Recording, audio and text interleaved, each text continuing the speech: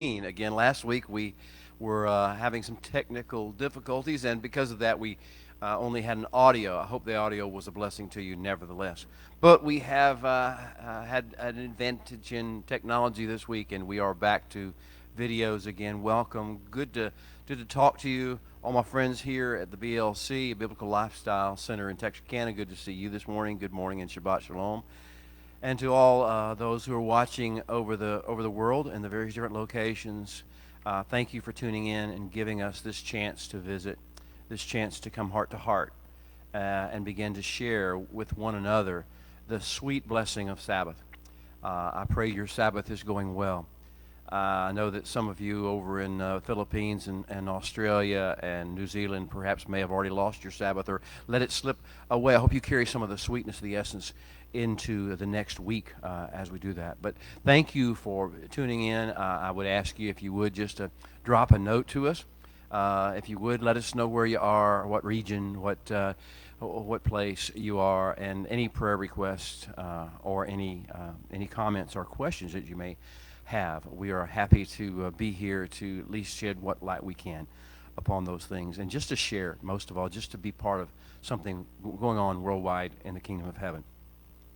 This week, I mentioned last week, I think I sort of introduced the concept that what people do in Hebraic life is we binge watch. We don't binge watch television. We binge watch Torah.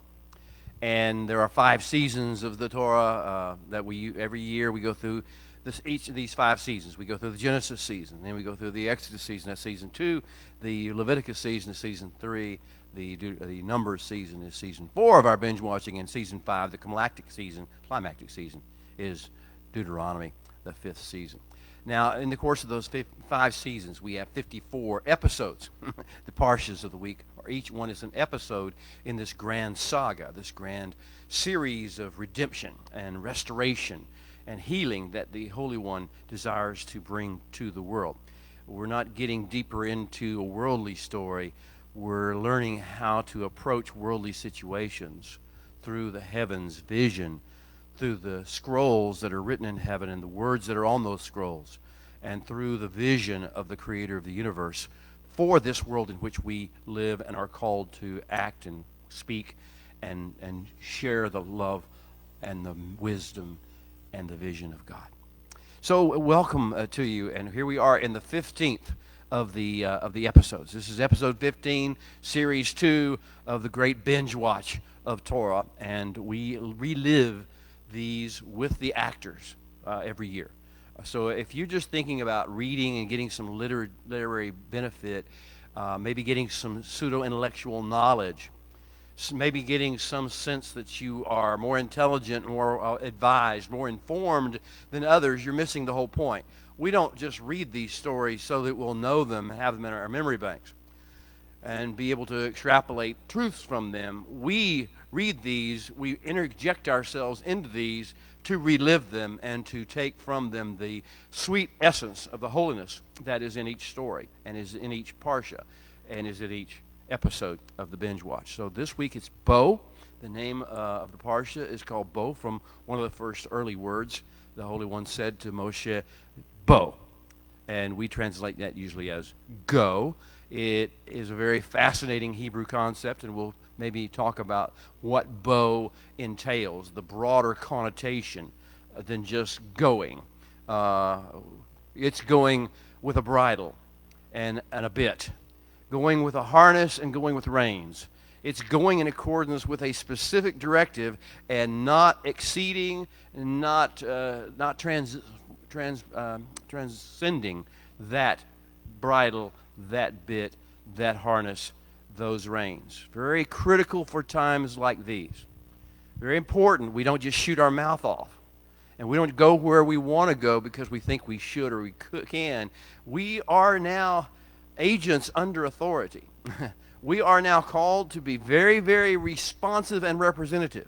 Responsive to the Holy One and representative of His kingdom, not loose cannons, not opinionated partisans. What we are here to do is to represent the kingdom of heaven. And as we bow, as we are sent out to go, we only go where he tells us to go. It's a lesson, it's hard to learn. We learn the hard way. We reap what we sow. That's what teaches us not to go where we're not to go. And not to say, just because we think it's right, not to speak everything we know, just because we think we need to impose that upon somebody else. They need to hear it. To only speak that which he commissions us to speak in the moment he tells us to commission it, for a strategic purpose. And if you understand what I would say to you, it is the purpose is something he has been talking about since about episode 3 in this grand series, the Torah series. The purpose, there are two purposes. One purpose is the Creator. If you don't get the first one, you won't get the second one. And that first purpose that he's calling forth in us is the great harvest of Avrahamic souls. This is the theme of this Parsha Bo. It's been the theme of everything since Lech Lecha. The great harvest of Avrahamic souls. Are you an Avrahamic soul? Do you have an Avrahamic soul, or are you tied, bound up with this world, its politics, with its materialism, with its offenses, with its anger, with its rights and wrongs, with its morals and immorals, with its good and evil? Are you tree of the knowledge of good and evil bound, or are you hungry for and ready to receive from the tree of life? Are you an Avrahamic soul? As he said to Abraham, go out for yourself. Go out to find out who you really are. Lech lecha. And in the course of this doing, you are going to become a great nation, the great harvest of Avrahamic souls. And you will be a blessing, not a curse, not an opinionated fool making noise. You will be a blessing to all people. And in you and in your seed will all the houses, all the households, all the families of the earth be blessed. Hello, nation of Avrahamic souls. Come forth now. This is your moment. Please don't hide behind your anger. Please don't hide behind your sense of outrage and unfairness and injustice. Please come out. Seed of Abraham. Harvest of Avrahamic souls. In Genesis 22, when at the great mountain Moriah experience that Abraham had, the Holy One said to him this. He says, in blessing I will bless you. That's a fascinating statement. In blessing I will bless you. If you ain't blessing, if you're not blessing others, if you're not blessing in accordance with the will of the Holy One, if you're not all about blessing, if you're not an Avrahamic seed of blessing, then you cannot receive his blessing. You are not able to receive the next download to flow in because you haven't appropriately dealt with the last download of blessing you've received and given it away. In blessing, I will bless you. And multiplying, I will multiply you. As the seed, as the stars of the heaven, and as the sand which is on the seashore, and your seed will possess the gates of their enemies. Now this is from 22:7, Genesis 22:7. And everything that he's been teaching us, everything that we've been reading in these next episodes, every episode since Lech Lecha has been building toward this moment. This week, we began to see the first fruits of the harvest of Avrahamic souls. We're going to bow. We're going to actually begin to make movement out of the realm of the controlling, the manipulative, the fleshly, the materialistic, out of the realm of narcissistic control of mankind, pride and arrogance, out of that realm into the realm of what we think of, we say at least, we call it freedom.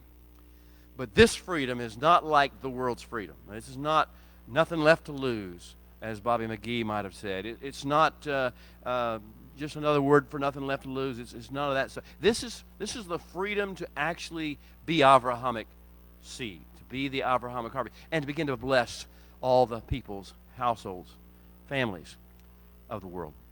Well, we go on. I call this Parsha Because I remember it's the season of the Abrahamic harvest, the calling forth of the Abrahamic harvest. And for all of you old rockers in here, I will merely say, subtitle of this lesson is Don't Fear the Reaper. And add your cowbell as you see fit, but don't fear the reaper, because this is the season of the harvest, and the reaper's coming. And the reaper is going to awaken a lot of things in your spirit. He's going to bring about a sense of, am I ready for this next step? I don't want to get into the details of the Blue Oyster Cult song, but or what it's about, or the whole issue of understanding mortality, and understanding that we are here to transcend and be beyond mortality. But it means that even right now we need to be living from the standpoint of mortality. Don't fear the reaper. Don't fear what can happen to you. Don't fear what men can do to you. Don't fear what governments can legislate about you. Don't fear the reaper. I've heard a lot of, I do still frequent Facebook, and occasionally I can stomach to look at Twitter and MeWe and some of the other social media programs, and boy, do I have people fearing the reaper. I mean, I'm sorry, my heart cries out, don't fear the reaper. And this Parsha, the episode of Torah that we're in, teaches us how to learn to overcome our fear of the reaper, to overcome our fear of the Pharaoh, to overcome our fear of the oppressive government, to overcome our fear and to live as if it doesn't matter, that we were going to transcend it, and we will watch it dissolve and crumble before our eyes, or the eyes of our children, or the eyes of our children's children. And the quicker we learn we can't control it, but the Holy One is controlling it, the much better we will be. So this is the season of the harvest of the Abrahamic souls for those who are willing to listen, but it's also the season of the reaper for those who will not. All right. I want to talk about Bo. And I want to talk about the fact that Moshe has had to learn a lesson, a hard lesson, to get to where we are right now. The sequence of events that we followed, the last episode we had, there were 7 strategic strikes or surgical cuts that the Holy One inflicted upon Egypt. And he began to separate the Abrahamic seed, the harvest he wanted to bring forth, from those cuts, from the place where the cuts went. Sometimes the cuts occurred, they just were protected. They weren't allowed to get infected. They weren't allowed to become disastrous. So some of the things needed to be cut away. But now we have this situation. So after 7 strikes, the Holy One is going to call Moshe in and saying, now things have changed. And now you are ready to make a move that you couldn't move before. Now, if you think about it, and I would have, in somewhat tongue-in-cheek, if you or I had been given Moshe's assignment, we weren't. We aren't. Did you hear me? We aren't. But if we had been given Moshe's assignment, if I read Facebook and Twitter and social media and political discussions correctly, we would have spilled all the beans the first time we went in and talked to Pharaoh. We would have told him what was for. We would have told him how evil he was and how crooked he was and how he stole the position. We would have told him everything we know about what he did wrong. We told him all about all the things he believed and how horrible they were, how destructive they were. We would have skipped right to 10 because we couldn't hold back. We didn't have the discipline. We had no bridle. We had no reins. We had no bit. We weren't serving the Holy One. We were serving our sense of outrage. We would be serving our sense of morality and right and wrong, and you're evil and I'm good and God's good, and therefore we'll tell you everything we know, whether you're ready to hear it and whether the world's ready to receive it or not. We just got to tell you what we think. That's unbridled. No bit.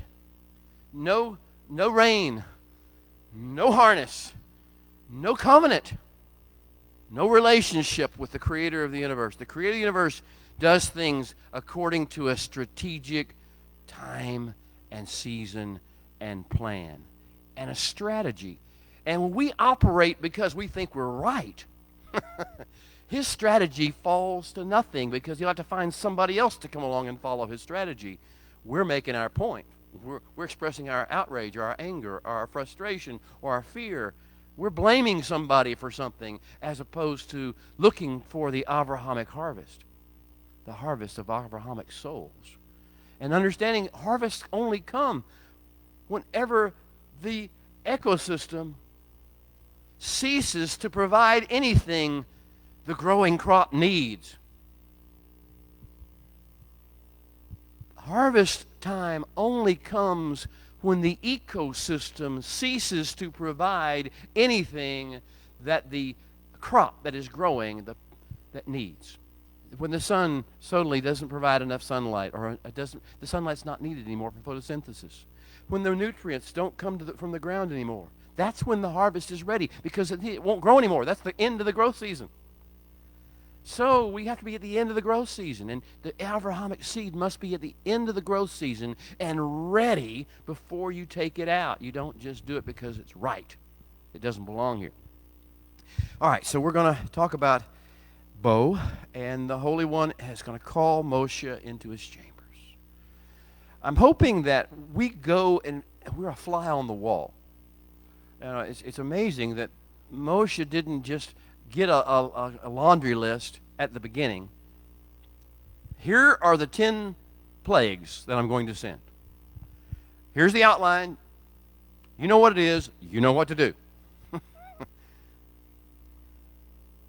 He didn't do that.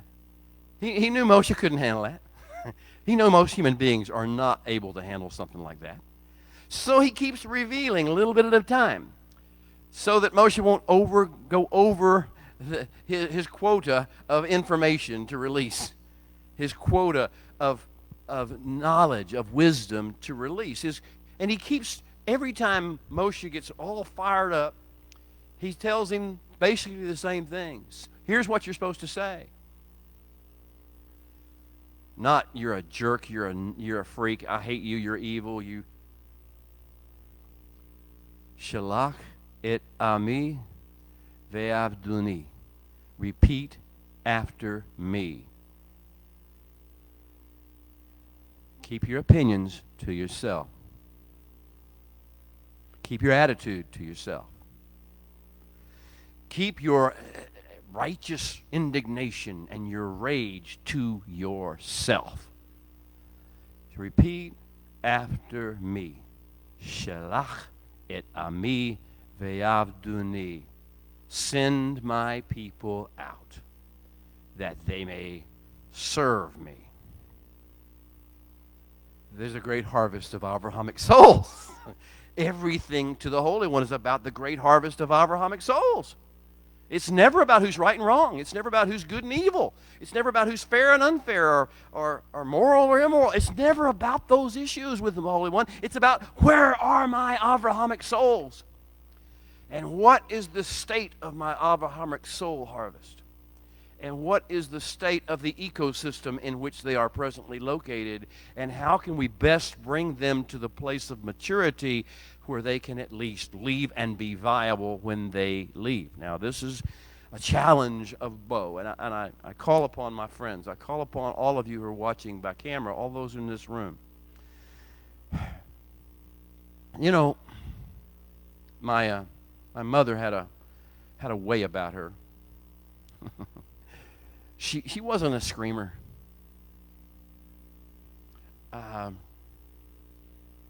She wasn't a flailer. She didn't beat me.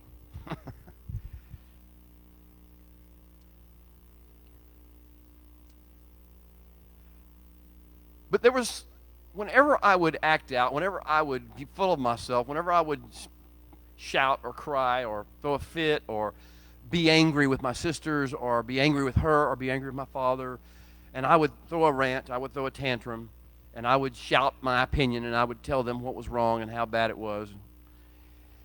She would stand there, or sit there as she was, and she would look at me.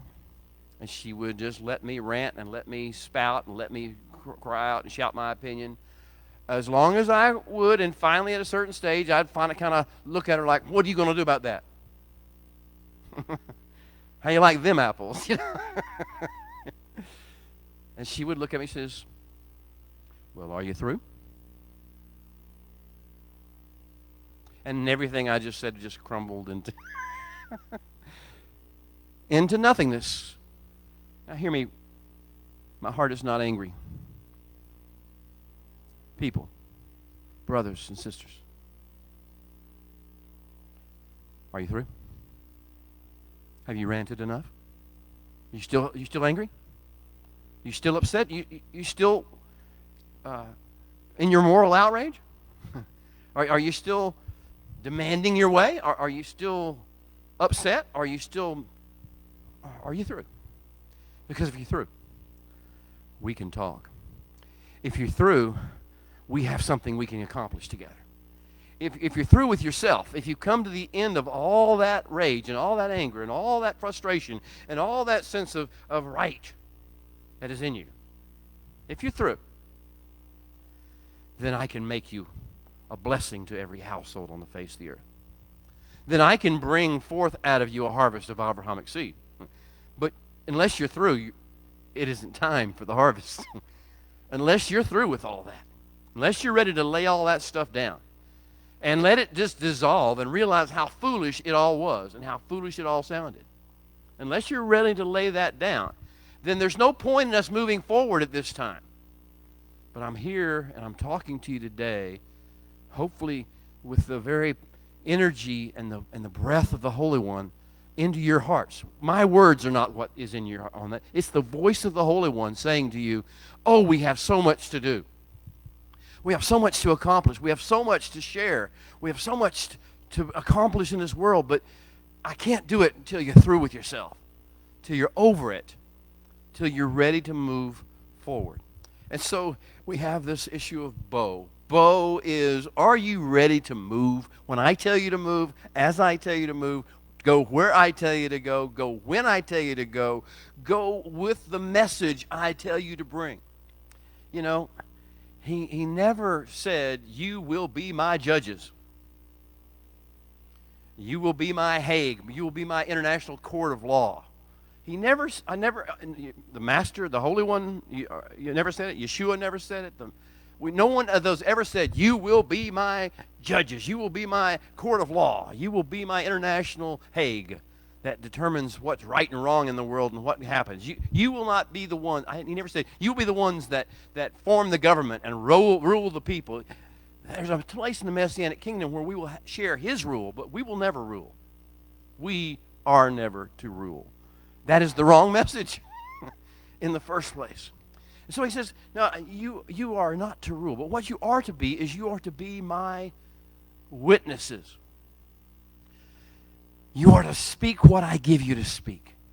What I ask you to speak, what I call you to speak, this is your message. Now, this would clean up a lot of our social media. Our social media attitude, atmosphere would change significantly, would it not, if we learned not to speak until he told us to speak, and not to speak anything but what he told us to speak. You say, but that requires a level of relationship and interaction with the Holy One. Yeah. You heard it. You understand it. Deeper than what you've had. Because if you've been ranting, if you've been raging, if you've been frustrated and angry and worried, that tells the world what all they need to know. Where you have not been is in the chambers of the king. Where you've been is sitting in front of a box. This one, or the bigger one, the flat screen. You've been sitting in front of a box instead of speaking to a realm and walking in the courts of the king. This is the world can see it even if you can't. The world is not fooled by you. Those who cry out justice and morality and live in anger and live in rage and want to burn it all down. We never cry, burn it all down. Well, Bo, will you go? Will you take the bit? And Yeshua kind of said it a different way. He said, humble yourselves. Deny yourself. Deny all that ranting and raging and anger and emotion, that you deny all that material desires and sensuality and sentimentality. Deny all that. Deny yourself and take up your execution mechanisms, your cross, your whatever it takes to kill that stuff and keep it dead. Take it with you wherever you go. Put the bit in your mouth. Have the reins around your shoulders. Have your countenance even covered by the shining glory of the King. Now, this is a challenge of the challenge of Bo. Well, how does it start? There are going to be three things. He says, the Holy One tells Moshe, well, why don't we read it together? Let's stand.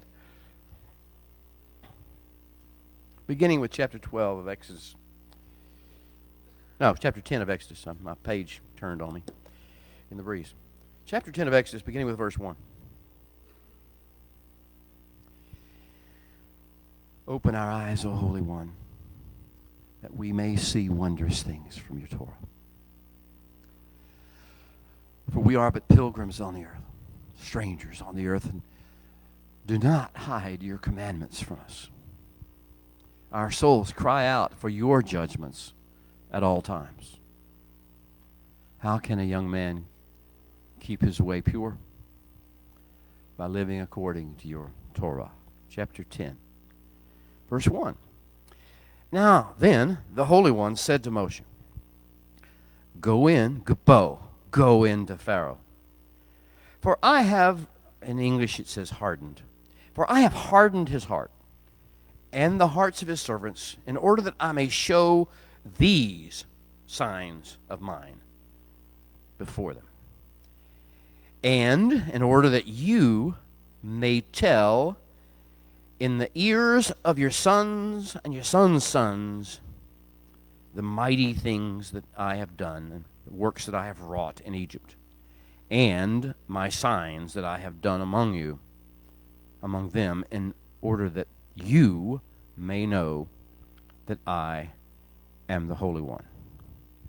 You may be seated.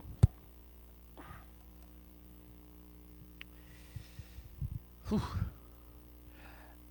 Sometimes I read this passage and I just want to fall on my face because I've had other agendas. I've had other things going on in my head. I've had other things in my heart. I've had other purposes and plans and motivations in my life than to do what the Holy One really wants me and calls me and tells me to do. And many times I operate out of my checklist of things that I think are right and wrong. And I operate out of my sense that this is the way it's supposed to be. And if it's not the way it's supposed to be, I'm going to tell you, I operate in this, unfortunately, far too many times. So I read this passage, and here's Moshe, and he has been empowered by the Holy One and gifted by the Holy One with wisdom and revelation and understanding, and even he cannot go without the bit in his mouth. And if he ever tries to go without the bit in his mouth or the harness and the reins and the bridle, he's going to create a mucky mess. And so will we. And so I fall on my face when I read this passage. And he says, okay, here's my agenda. He says, go, Bo to Pharaoh now, for I have done this thing. And in English it says, I have hardened his heart. And of course, a lot of things that we read and we've heard and we've seen the movies and we've done all this sort of thing, and we have this strange picture of what that means. And hardened his heart. And there's actually two words. We touched this briefly last week in last episode. But there's two different words, two different meanings, two different levels of this thing that in English is read as hardening of the heart. And it all started with Pharaoh, not with the Holy One. The Pharaoh is the one who started doing something called hazaking his heart. I'm mixing Texan and Hebrew, but I'm making it a participle. But anyway, hazaking, making it stronger. He is pounding his chest. He's building up he's making a justification. Pharaoh he started the justification. He started building layers of strength around his heart. He started this. And then at a certain stage, the second level, the hazaking, turned into something else, kaveding, And the Hebrew, you'll recognize, many of you who've been around Hebrew any time, kavod, kabod. And now we're talking about what in English is often translated as glory, but what means weight, mass, with volume, creating gravitational pull. In other words, I'm adding weight. So Pharaoh kept adding weight to his own heart. He added weight to his own opinion. He added weight, influence, power to his own opinion. He kept thinking, my opinion's right. Those people are all wrong. My opinion's right. He added weight to his opinion.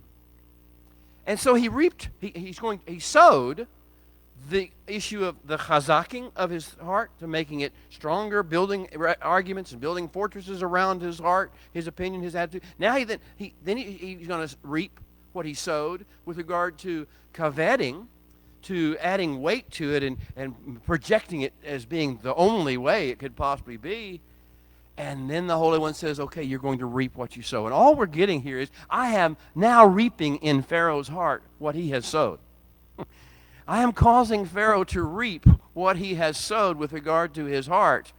And what he's going to find is the ecosystem will not support it. That's what I told you. Harvest only comes when the ecosystem no longer has anything that can support and feed the plant that's growing. So what's going to happen is that ego, that sense of right, that sense of rightness and importance, is going to find no root and no mineral and no nutrient, and it's going to begin to wither and die. We'll don't harvest a crop and see what happens. It all withers and dies on the vine.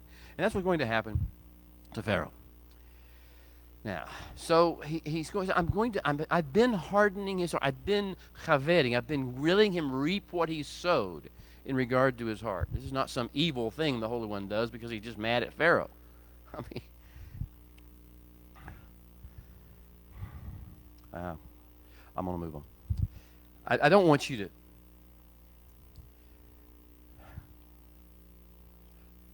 Brothers and sisters, do you realize how big the plan of God is? And how any human being is a fragment of a speck of dust in it? If you have hated a political ruler, if you have been offended or angry or worried about what a political ruler is going to do or has done or how right or how wrong it is, this is the message to you today. Look, it's a speck. It's a little speck on the greater scheme of God. You don't fixate on the speck. You know, another thing my mother did was whenever she told me to clean something, asked me to clean something for her, I would work hard. I didn't work so hard for my dad, but I did work hard for my mama, so I wanted to please my mother. And I would clean that thing as best I could, and every time she came in, she'd look at it, she says, what's that? It's this one speck. There's one streak on the window that I didn't get clean. There's one little, that's what these rulers are. Yeah, that's what the present rulers are. That's what the past rulers were. They're just specks. Don't get all emotionally caught up and drawn into them. They're just specks. They're just part of a grand plan for a harvest of Abrahamic souls. And when you realize that, you can not get so upset and so angry about every little thing that's done and said. What the next comes off on the news feed, you're going to get all ticked. No, because it's just a speck. It's not that it doesn't matter to people. People don't have. It matters that there is a harvest of souls coming, and that's what we focus upon. So he says that with regard to Pharaoh, what's happened is I have letting him reap the harvest of his kazaking and his kavetting, and the hearts of his servants as well, in order that I may show these signs, the next three signs. The first 7 signs, the first 7 wonders, the first 7 plagues, were just to get us to the point where now I can show him these 3 signs. And there are going to be 3 signs in Parsha Bo. And the first sign, as you know, most of you know this and have read this, or watched the movie 100 times, it's going to be the plague of the locust, and it's going to be the plague of the darkness, and it's going to be the climactic plague of the firstborn. So these are the 3 that I've been working for the whole time. If I'd have told you about these 3, you'd have probably gone out there and spilled the beans. You'd probably be out there and shouted, these 3, okay. No, I didn't want you to tell them these were coming. I had to prepare everything. I had to prepare Pharaoh. I had to let him reap the harvest of his kazaking and his coveting. I had to prepare his servants. I had to prepare the officials. I had to prepare Egypt and his people. I had to prepare the world for you to come. I had to prepare you so you would be willing to go. So you wouldn't hold on to this, what you think you know and what you think you need and what you think you want from this ecosystem. I had things to prepare, so I wouldn't tell you what my third part of this plan was, my last 3 plagues were going to be. But now's the time. So I want to tell you, I want to do this. I have been hardening his heart, and I have been preparing in order that I may show these last 3 signs. These last 3 signs were part of it game from the very beginning. He knew he was going to call forth locusts. He knew he was going to call 3 days of darkness. He knew the plague of the first one was going to take place. He actually had told Moshe about that one, but Moshe was in a state of stuttering and didn't understand, and he couldn't even understand what he got told. He told him back at the burning bush that there would be a death of the firstborn. But Moshe didn't know what that meant or looked like, and so he wasn't able to spill the beans on that. Also, we have this issue. He says, with regard to these things I've prepared, I've gotten these things ready. Now do you understand what we have to have a bit? We need a bit because we don't know what's happening. We don't know what's really going on. We don't know what the Holy One's doing. We just see what men are doing. We get frustrated by what men are doing. And it's bad sometimes. I give you that. I mean, it is designed to trigger you. I hope you have learned over the course of the past few months and years. Do you know what triggers you? Do you understand yet how the powers of the dark realm manipulate you and control you? If you get emotional about it, they are controlling you. You are not ready. You're still under that trigger influence. What triggers you? What makes you angry? What makes you afraid? What makes you frustrated? What makes you depressed? What makes you feel hopeless? What are the things? What are the specs? What specs does the adversary or the adversaries of this world know how to pull? What strings do they pull in order to get you off your task and off your purpose and off your mission to call forth and participate in this great harvest of Abrahamic souls?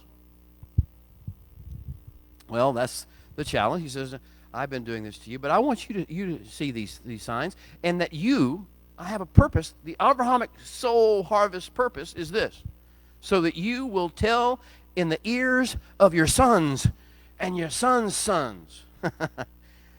Hagid, the actual word is Hagid, and you wonder about Passover, and we call it the Haggadah.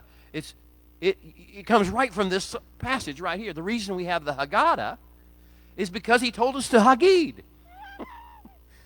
It's the same verb. It's the same idea. We just take it and make it a script by which we do things, which we don't have to have a script, but it helps.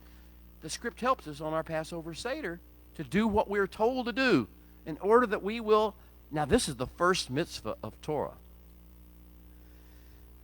Oh, we've been doing Torah. This is what, the 15th episode of this series?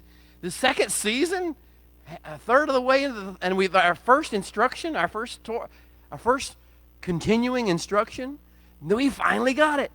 Here's what we do. This is what the first stage, the first step of fulfilling the Abrahamic mission is to tell in the ears, to speak in the ears of your sons and your sons' sons these things. What are we supposed to talk about? What? These things that I have wrought in Egypt. So far, all we're talking about how bad Pharaoh is. All the bad things Pharaoh has wrought.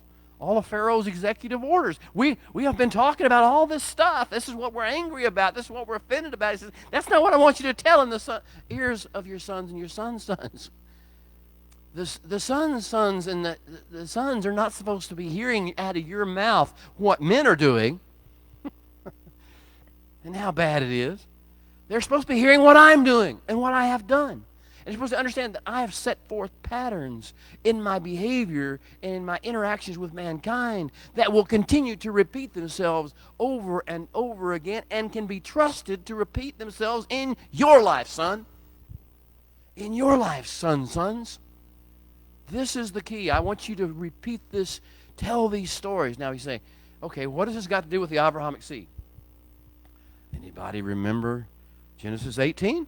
When he was calling Abraham and he begins to step into this next realm with Abraham, he says, should I hide from Abraham what I am doing?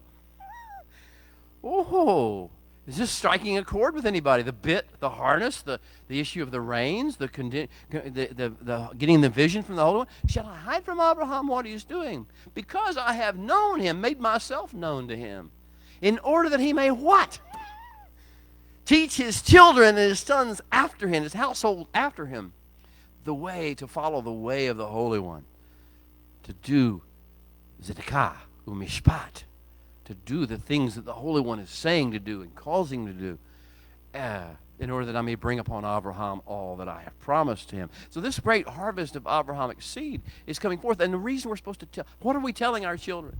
And I think that's, to me, the most important thing, and why he puts it as the number one in sequence.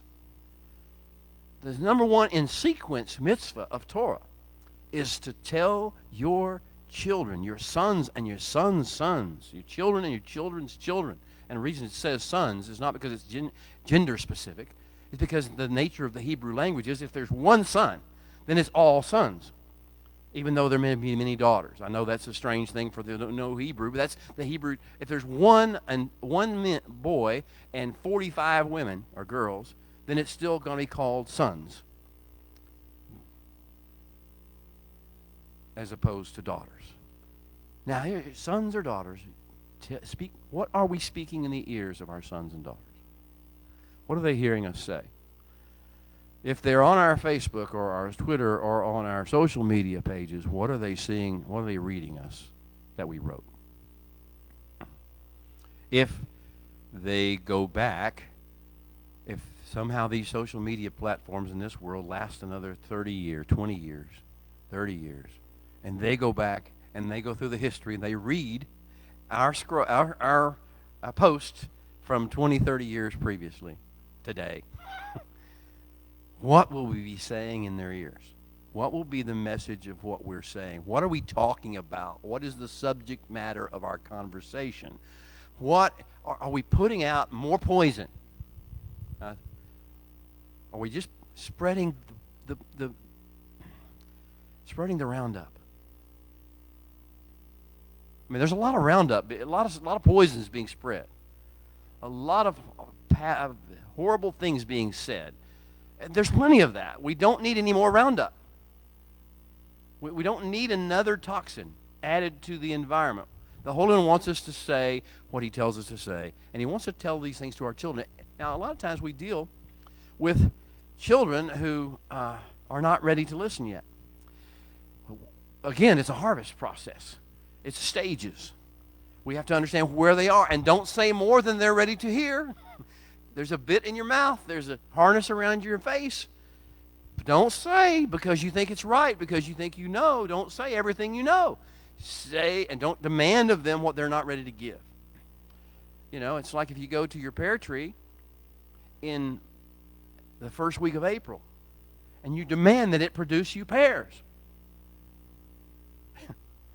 How many think you're going to have luck with that? It's not ready to produce you pears the first week of April. Your children may not be ready to produce what you want, what you know they should produce, what you know they can produce. They're pear trees, right? But they're not ready to produce pears. This idea of learning to keep the bit in your mouth, to learn what to say and what not to say, when to say it, when not to say it with what attitude, with what importance, with what focus, with what... This is a key factor of kingdom diplomacy, kingdom callings. It says, tell them the mighty things that I have done in Egypt, and of my signs which I have done among them, in order that you, plural, all of you, may know that I am the Holy One, that I am Yod-Heh Vav-Heh. Not some particular pronunciation of those letters. I am all that those letters, all that Hebrew energy pulses says. Do you know that? I mean, last week I talked about the fact that the Holy One is pushing the envelope of relationship. He's stepping out of the shadows. He's stepping out of the darkness, out of the hiddenness, out of the realm of otherworldliness, invisibility, incorporeality, infinity. He's stepping out of that realm. He's becoming really real and doing real things that are visible and tangible. And he's touching our hearts and touching our mouths and touching our ears to where we can actually begin to have a relationship with him that goes beyond believing in him. I mean, a relationship which is accountable. I mean, a relationship that is interactive, that is actually, everything is based upon that communication that we have with him, what we hear from him, even more than what we say to him. But both are involved. This is what he's pushing. The envelope he has been pushing since last week, and now he's taking it to a deeper level. And he's calling, says, okay, now, if you understand what relationship with me means and what it looks like, and when it goes to accomplish its purpose, what's going to happen is you're going to quit saying a lot of the stuff you're saying. You're going to quit talking and focusing on a lot of things you're talking about and focusing on. You're going to learn that our relationship is everything. Do you understand? Do you know who I am? So I forget sometimes, do you? I dare say that 90% of my time I am not cognizant of who he is. I'm hoping it's 10% at least, that I do understand who I'm dealing with here. And he is not impressed with my opinion. And he shouldn't be, ever. He's not impressed with my ability to put words together, my vocabulary. He's not impressed with my ability to rehash bullet points off of the latest political flyer out there. He's not impressed with all of that righteousness, all of that judgmentalism. He's not impressed with any of that. He just looks at me and says, are you through? I'm not condemning you. I'm just saying, I know you're not ready when you're just spouting like that. So let's have a relationship. When we're ready to have a relationship where you actually let the bit go in your mouth, where you actually let the harness be upon, where you let me direct your eyes. You know, he says, my Torah, what is Torah to be? He says it's a sign upon your hands. It guides. It's like you have a harness, like you have a rein, moving your hand back and forth, like a puppet. I know we put on tefillin and we do all these different things that are symbols. But what he really means is your hands are going to be directed by my Torah. What you do with your hands will be according to what my Torah says. That's what it means to be a sign upon your hand. And it says be a symbol before your eyes, or a signet before your eyes. What are we supposed to focus on? What he tells us. What does he tell us? He tells us his Torah. He doesn't tell us what's wrong with the political leaders of our time. That's why, you look at Yeshua, and it's strange that Yeshua never addressed a single policy of Herod. Herod's policies were terrible, guys. They're a lot worse than any of those we've seen lately or we're about to see in the next several years. His policies were terrible. But Yeshua never addressed a single one of them. Never. Why? Because it's a speck. He's a speck. All he can do is build something and let it collapse down and fall back. He's Ozymandias. Why would you spend your time debating with Ozymandias? You know who Ozymandias is? The statue, and they built a great statue. I think Rudyard Kipling or somebody wrote this. No, Percy Bysshe Shelley. Percy Bysshe Shelley writes this poem, and he finally go out in the desert, and he finds this just a base of a statue, a bronze statue, and all there is up from it is feet. Everything else is broken off and crumbled into pieces. And he finds a statue, and it says, "Here stands." It's the plaque that was written on it when it was built. It says, "Here stands Ozymandias, the great king of kings of all the world." That's why Yeshua didn't mess with Herod. That's why our calling is not to mess with the political leaders, because they're just Ozymandias waiting to be crumbled, waiting to be a silly testimony. Here stands the great Well, no, he's not so great. Now, but to have the confidence and the patience to know who the Holy One is and what he does, he allows whoever they are to build themselves up, to hazak their hearts, to kaved their heart, to build these walls around them, to put on this great show of power and majesty and importance and fearfulness. And then he causes them to reap what they sowed and begin to dissolve right before your very eyes. And so if we continue on with the story, we see how this begins to unfold. I read you chapter 10, verse 1 and 2. Now I want to go to chapter 10, verse 3 and following. So Moshe and Aharon came into Pharaoh and said to him, "This is what the Holy One, the God of the Hebrews, says. How long will you refuse to humble yourself before me? Let shlach et ami ve'avduni." These are the words. This is the message. Send out my people that they may serve me. Send out the Abrahamic seed, the harvest. Or else, if you refuse to let my people go, to send my people out is the better phrasing, then behold, tomorrow. I almost think he chuckled when he said tomorrow. The frog, remember the frogs and the swamp creatures? And Moshe said, I'll give you the honor of telling him when you want these things to be taken away from your people where they don't have to suffer them. He says, well, tomorrow. Machar. Machar. Tomorrow. Well, so Moshe says, tomorrow, machar. Since that's the day you like, machar I will bring arbeh, locusts, into your territory. And they will cover the face of the earth so that no one will be able to see the earth, and they will eat the residue of what's left, which remains to you from the hail. Now, the seventh of the plagues was the hail mixed with fire. And so that had taken everything but the wheat and the spelt, which were still in the field. I believe that's got that right. Yeah, wheat in the field. And so now he's going to say, I'm going to send locusts. And only thing he had left was these. And they're going to be gone because the locusts are going to eat them. They're going to take them all. Everything is not left. So he says, I want to do that to you. And he says, they'll eat every tree that grows up for you out of the field. And they will fill your houses and the houses of all your servants and the houses of all the Egyptians, which neither you nor your fathers nor fathers' fathers have ever seen, since the day they were on the earth to this day. And he turned and went out from Pharaoh. And then, now I want you to hear what's coming next.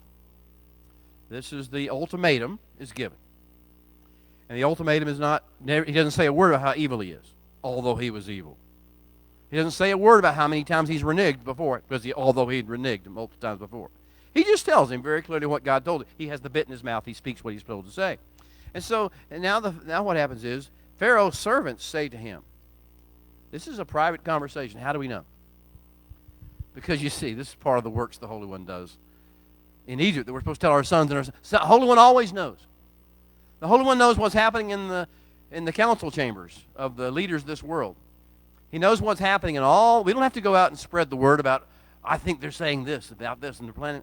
The Holy One always knows. He says, so we were told, he says, Pharaoh's servant said to him, how long shall, and in English it says this man, that's your English Bibles. It doesn't say this man in Hebrew. There's no ish, there's no enosh. It's just, how long will this keep snaring us, keep being a snare for us? How long will this, whatever this is, how long will this keep ensnaring us, being a trap for us? And so he says, and they say, let the men go, that they may serve the Holy One their God. Let the men go. The men, just the men, the males. We're going to get to that issue in a minute. Let the males go. Now, perhaps in the Hebrew, you could say, well, maybe he means the women too. I think we'll find out later what he meant. Let the men go, that they may worship their God. And do not you yet know that Egypt is, it says English destroyed. It's not really the right word. There's a lot of words in Hebrew for destroyed. That's not it. It's interesting. It says, let them go out that they may eved, ayin beit dalet, eved, that they may, let them go, the men go out that they may eved, serve, worship, stand and wait upon, do what is called upon for by the Holy One, by their God. Do not know that Egypt is Abad. Well, I said the other was Ayin Bet Dalet.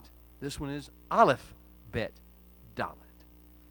And what it means is to be broken free of a mooring and drift and begin to take on water.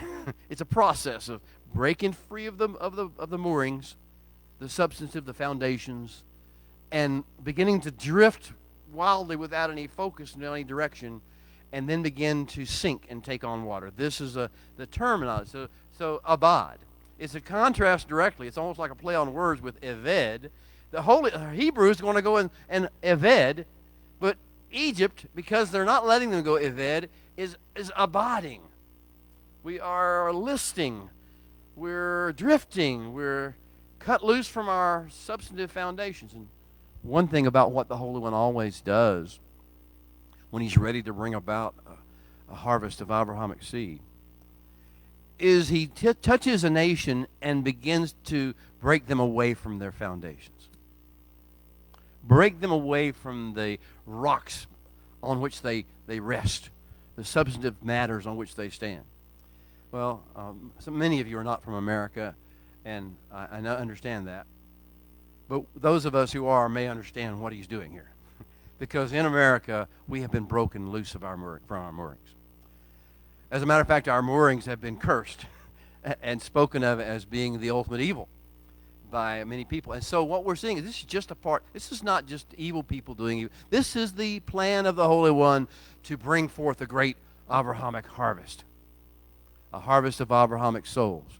We can curse the people who break us free from our moorings all we want. Or we can say maybe the moorings were not the solution in the first place. Maybe we had those moorings were a temporary fix to get us to where we have to rely upon the things of the Holy One. Well, he says, they say, do you not know where we stand? And then he says, let the men go, that they may serve the Holy One your God. Let me just ask you this question. Does anybody remember back in Genesis whenever another Pharaoh had a dream in a night? He had a dream, and he called his magicians and his sorcerers and all his advisors and all the counselors, and he called them in, and they trembled and shook at his word. They were afraid to say anything. They didn't know how to interpret his dream. They were just scared. Nobody would say anything. Even the cupbearer, even the wine steward, was trembling when he said, let me report my faults today, and remind him about this guy who was in prison that could interpret dreams. What I'm telling you to contrast you with is the level of honor and respect and fear that was given to Pharaoh back in those days versus what you're seeing here.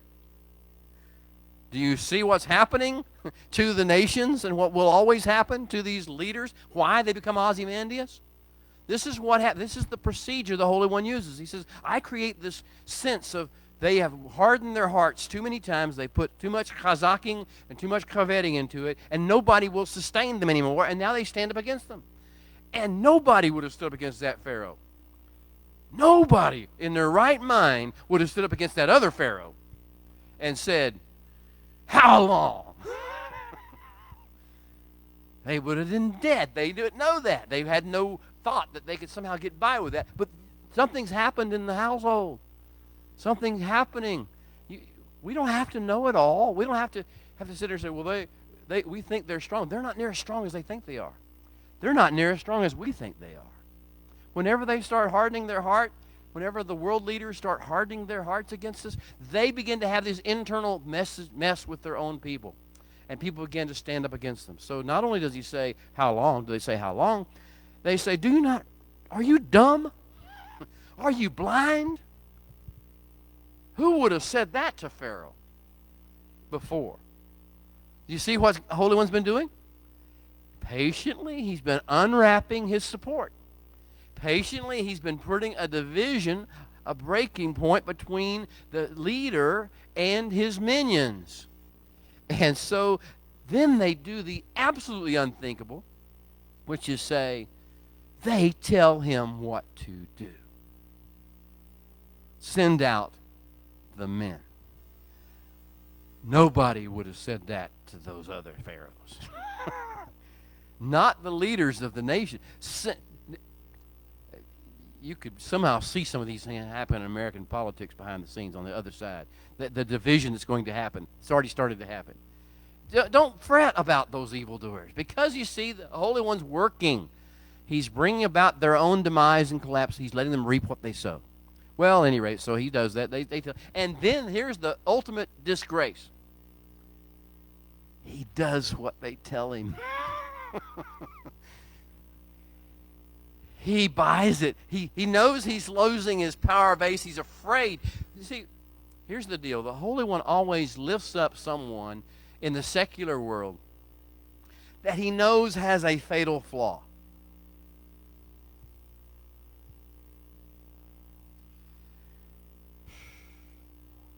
And he knows how to touch that flaw. Trust him. He knows what he's doing. He's always better at this than we are. All we do is strengthen the flaw by railing against it, and shouting against it, and arguing about how wrong it is. All we do is increase the strength of his flaw. And the Holy One keeps dissolving his flaw and working at it and causing it to crumble and break apart. So here's this Pharaoh who never would have listened to what his advisors said. Send him out. How long? Don't you know? And he calls Moshe and Aaron back in. He's like a whipped puppy. He's like a little whipped puppy being led by these advisors. And he says, verse 8, Moshe and Aharon were brought back again to Pharaoh, and he said to them, go, serve the Holy One, your God, Abed. Who are the ones that are going with you? And Moshe said, we will go, we will bow with our young and our old and our sons and our daughters, with our flocks and our herds we will bow, for we must celebrate. Hag Adonai. We must dance and kick up our heels and shout and cry and, I'm sure, blow shofars. We must have a rip-roaring celebration. Us and our God. Well, if that doesn't offend the Pharaoh, nothing will. They hate it when we're happy. They hate it when we celebrate. They hate it when we don't worry about them. We don't get all flustered and give them all sorts of credit for what they don't deserve. They hate it when they do that. But Pharaoh has to put up with listening to that stuff. And he said to them, verse 10, but the Holy One had better be with you when I let you and your little ones go. No, there's bad stuff going to happen to you. You don't even have to tell them what. This is just the roaring of the toothless lion. Yeah, you better hope God's with you. And bad stuff's going to happen to you. The threat, the war. How many times? I'm going to take your ammunition and your guns. I'm going to rar, rar, rar, rar, rar. Yeah. I hear you. Keep talking. And he says, no. He says, all these bad stuff's going to happen to you. And in English, it says, not so. Now, my next phrase says, not so. And in modern English, I would paraphrase it as saying, Pharaoh's response to all this is, that's not going to happen. Guess what's going to happen? Okay, just so you all know, even though Pharaoh said it'll never happen, this can't happen, no, just guess what's going to happen. And so he says, not so. That's not going to happen. Now go now, you who are men, you who are adult males, and serve the Lord. Isn't that what you really desire? He's checking you out. What is it you really want? Let's come clean here. What is it you really want? Because we really want a harvest of Abrahamic souls, don't we? Isn't that what we really want? Or we want political power? We want to prove something. We want to prove a point. We want to win an argument. What do we want? We want to look smarter or more intelligent or more spiritual or more patriotic than somebody else does? Or what do we want? This is the question Pharaoh will always wind up asking you. Let's talk about what you really want. Well, folks, my brothers, my sisters, my beloved family, what we really want is a harvest of Abrahamic souls to come forth and to be viable and to live and function and be a blessing to the world. Well, so he says these things, and they were driven out from Pharaoh's presence. And then, of course, the locusts come. Well, I see that I've spent a lot of time on this first of the last three plagues. The next plague, obviously, because Pharaoh does not let the people go, send the people out, the locusts do come. Then locusts come and they eat every tree that's growing in the field. They eat every plant. They eat every plant that is growing on the ground. They eat everything that is alive and growing. The ecosystem is dying right in front of their eyes. There is only one way Egypt survives, because there's no food. How does Egypt survive? Anybody? I mean, I know we're not doing our well, I know. I'll get back to you later. We'll talk about it later. Okay, I'll get back to you. I'll have to just answer the question because I'm talking on the video. But anyway, we'll get back to you later. Egypt survives because a few centuries ago, a guy named Yosef, a Hebrew named Yosef, he came up with a plan to put grain in silos or in storage buildings in great quantities. Not this year's grain, the previous year's grain. And so the only thing Egypt is going to have left, the only thing the Egyptians are going to be able to eat over the next few months is, guess what? Something given to them by Yosef, a Hebrew, who they have just cast out of Egypt with anger and frustration and worry. He is going, it's almost like poetic justice in a sense. The ones that you hate are giving you what is necessary to be alive. I hope you're hearing this, beloved. We're not to celebrate that, how you got what was coming to them. If you're going to take them down, make sure you give them something to live on. Make sure you provided for them. Make sure that your people have given them something to fall back on whenever everything's taken away. Well, Pharaoh has sent them out. They come back and they have a conversation. Let's go on to the plague of darkness. 3 days of darkness. The Holy One has Moses stretch forth his rod.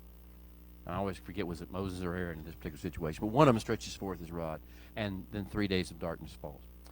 Now, this darkness plague, the three things he wants us to tell our sons and our sons about most are the plague of the locust and all that went on.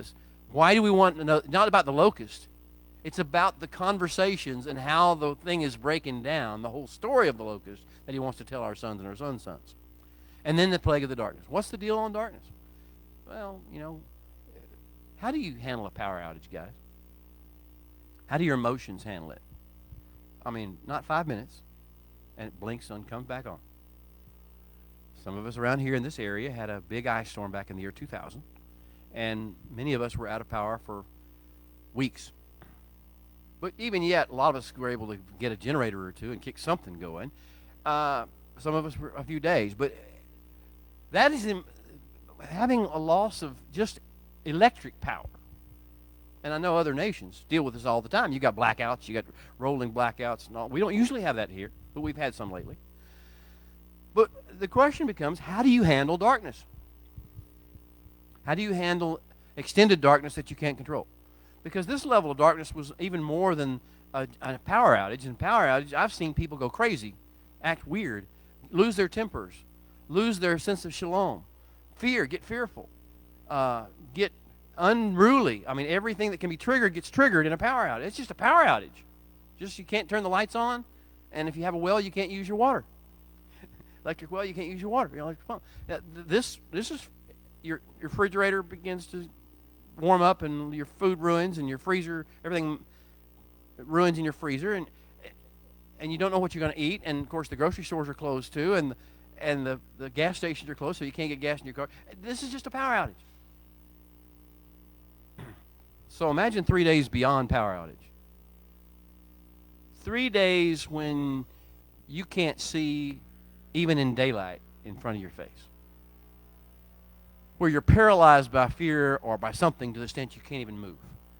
You sit in the same place. They sat. Wherever they were when the darkness hit, they stayed there for 3 days, 72 hours. You ever try to do anything for 72 hours? and sitting in one place, not being able to talk. Your mothers, I look at mother of a young baby over there, and I'm thinking, you couldn't even see your child. You don't know what's going on with your child. Child couldn't see you. Oh, boy. Can't see mama. Can't see dad. Can't see brothers. Can't see anything. 3 days, 72 hours. This is an electromagnetic pulse bomb times about 200. We hear people talk about that kind of stuff all the time. This darkness, but there's a strange phenomenon takes place, and this is part of the separation. We're being separated out from Egypt in the houses of the Hebrews. They couldn't, in Egypt, they couldn't even light a lamp. There was no enough oxygen, there was not enough, nothing. The atmosphere changed so they couldn't even have an artificial light. But in the Hebrews, they couldn't have any artificial light either. But something happened from inside of them. The seed began to germinate. The heat of the germination began to produce a light. And there was light within the dwelling. Where did the light come from? The same place light came from in Genesis 1:3. Yehi are. You are the light of the world. We have this ability in us to connect with the supernatural, with the divine, and to bring forth a glow, a shimmer, a frequency that brings forth light. And so in the dwellings of the Hebrews, we shouldn't be like other nations or ethnicities. And you're going to see this is going to go way beyond ethnicity. All the mixed multitude, the Erev Rav that's going to come along with us. Every nation had slaves in Egypt because Egypt had been the one world superpower. They'd conquered nations and taken slaves with their armies. They had brought slaves in to work their fields. Every nation, every ethnicity was all caught up in there. And they're all going to come out together. They're all part of the Abrahamic harvest. That's what you do with a harvest. You get more than you planted. You get a whole lot more than you planted, or you don't really have a harvest. You're just repeating back the seed you sowed. And so all this is going to happen, but right now he's saying there's something different between my people and the people of this world. The people of this world don't have any hope of light in themselves. They can't generate it. But in my people, I give the ability to have light burning in you, working through you, shining forth from your faces and your countenances. Because you see, I let you dwell in the light of my countenance. We're like the moon. The moon shines because the sun shines upon it. So the light. And so we have the 3 days of darkness, and then we have the plague of the first month. I told you what the first mitzvah of Torah is. Now I'm going to tell you what the second mitzvah of Torah is. The first mitzvah of Torah that we are actually to do as a community and keep doing is that we are to tell our children, our sons and our sons' sons, all these things that the Holy One is doing and done. The second mitzvah is that we are to have a different calendar than the rest of the world, that we are to structure our lives according to a different calendar. So begin with chapter 12. See, the world is all based upon anniversary of creation. You know, and most of what we've read thus far in the Torah is based upon the moon cycles, based upon when creation took place. And it sees that way when you get to the Hebrew year. You know, we actually have 4 years, but the two main years are the one that's about to start in April, March, April, and the one that's been going on and the Torah cycle is built upon, which is the creation cycle. If you understand, from the anniversary of creation this year. But he says that you're going to live according to a different cycle. You're going to structure your time. You're going to see yourself in your relationship to this world and its time structures according to a whole different calendar. And so in chapter 12, verse 1, he says, Now the Holy One spoke to Moshe and Aharon in the land of Egypt, saying, This month is to be your beginning of moons, beginning of months. It is to be the first month or moon cycle of the year to you. And then he tells us what's going to happen, how we're going to remember this first month. So this is when we change our calendar from the creation calendar as the basis of our approach to life to the standpoint of the actual biblical calendar he's about to give us that marks us apart as being a separate people. marked apart to be a separate people by this calendar. That's why we do Shabbat, folks. That's why we do Sabbath. That's why I keep telling you what Hebrew day it is. I keep reminding you, trying to say this is the month of Shavat. It's not the month of January. The month of January is according to the creation calendar as interpreted through a bunch of Greeks and popes. The calendar of the Holy One tells you this is the month of Shabbat, the 11th month of the year. And we're about to have the month of Adar, and then we're going to have the month of this month, the first month, when we have all these special things take place. And if you change your focus, you realize now we're a quarter turn different than the rest of the world. This means we can never fit in with the world. The calendar, we're going to find other ways we don't fit in, but this is the first step. If you're not willing to go with the calendar, you won't go with the other things. The calendar is critical, and the calendar tells you when you're supposed to kick up your heels and have this wonderful celebration, or all these wonderful celebrations with the Holy One, and when you're supposed to stay focused upon what He's doing, how you're supposed to stay focused upon what He's doing, not upon what the people and the nations and the kings of the world are doing. And so he announces that we're going to have this new calendar. Wow. How are you on the new calendar? How are we doing? Are we still considering this to be, what today, the 16th day of January?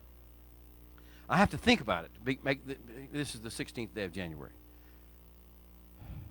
I have to make myself enter that realm. I have to take a quarter turn from who I am to realize this is the 16th day of January.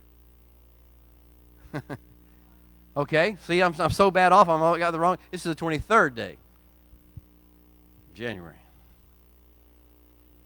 Last week, I guess, was the 16th or 15th or whatever. Yeah. Anyway. Funny how that works. But if you can't realize we're on a different schedule, we're on a different timetable, we're on a different agenda base than the world around us is, then we'll get all caught up in what they're doing and what they're saying and what worldly things are happening around us. And we'll get all caught up in the specs. What's that? What's that streak on the window? We'll focus on that stuff as opposed to seeing that everything in the kingdom harvest is based upon the harvest. The kingdom year is based upon the harvest. Okay, so he then says, okay, this is what I want you to do. And the Holy One he gives Moshe a briefing.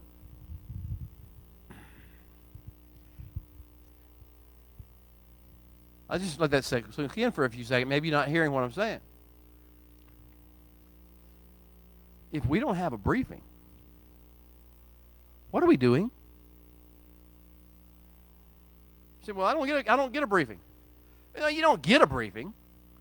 You seek a briefing. You keep seeking it. It becomes a priority to you to seek a briefing. You said it this way. Seek first the kingdom of heaven and its righteousness. Seek first what's happening in the heavenly realms. Seek first the will and the plan of the Father, and then you begin to deal with the rest of the things of this world. And then those things get added to you as necessary. Seek the briefing. And so I encourage you, one of the things that the seed of Abraham, the harvest of the seed of Abraham, calls forth is people who seek daily and cry out for a briefing. A briefing from heaven, a briefing from the heavenly courts. I told you we're going to become courtiers. The courtship process involves two things, but one of them is to become courtiers, where we actually are the new normal. We talked about in our second session last week. You know, the new norm. I talked about the old TV show Cheers, and the little bar or whatever it was in Boston, and it had these characters, and one of the characters' name was Norm, and everybody knew Norm, and when Norm came in, everybody yelled, "Norm!" And Norm's home life may have been a mess, but whenever he was there in that stool, he was Norm, and he was in charge of his little corner of the world, and he was recognized, and he was honored, and what he said mattered, and people cared about what he thought, and he carried himself in a certain way. And so, hello, you're the new Norm. This world is our Cheers, and you're the new Norm. You have a place at the table. You have a place at the bar, as you may want to put it. You have a place here, but you need to act according to your normness in that way. And so the Holy One is calling us into this stage. And I know that's a silly example, but I hope it meets, because it's silly enough, it gets your attention and catches you. You're in your world, in your spheres of influence, in every place which you go, you shop, you work, you live, you are called to be. This is your time of your Abrahamic harvest. It's time for you to become the new norm. Well, it's time to end for the day. For all of those who've watched and seen today and been with us from across the world, for all of you way out east in the Philippines and Australia and New Zealand and those areas, Malaysia, for all of those who are further in the center part of the Europe and Asia continents, for those in Israel, those in South Africa, Zimbabwe, Botswana, all those nations. For the nations, those of you who are in the nations of South America, nations of Central America, those of you who are in Canada, all the way up into Newfoundland, those areas in that process, I thank you for joining us, and I ask you to just let us know you were here. We will pray for you, and we'll be here to answer any questions as best we know how. We can call all of you now to just walk in the bit and the bridle according to the movement of the reins of the Holy One, that you may become this new norm in your world. Amen. Shabbat Shalom. See you next time.